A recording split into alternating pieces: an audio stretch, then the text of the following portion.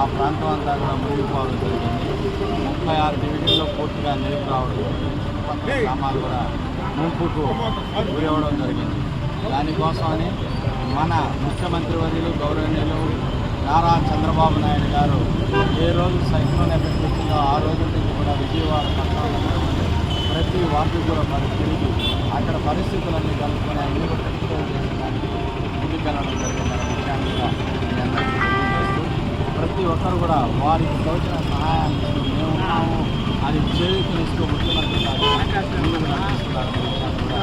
ఈ పత్రికా ముఖం మీ అందరికీ తెలియజేస్తారు. అదేవిధంగా తొమ్మిది శాసనసభ్యులు డాక్టర్ పాసులు సునీల్ కుమార్ గారు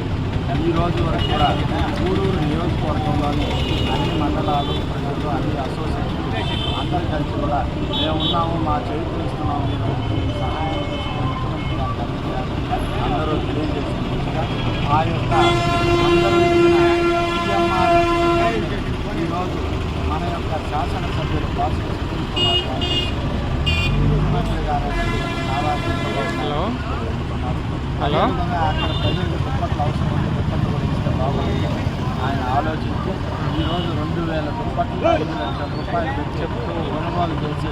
ఈరోజు విజయవాడకి పంపుకున్నారని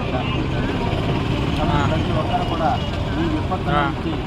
ఆంధ్రప్రదేశ్ను కాపాడాలని మీ అందరూ సహాయం చేస్తున్న అందరూ కూడా కృతజ్ఞతలు తెలియజేస్తున్నారు.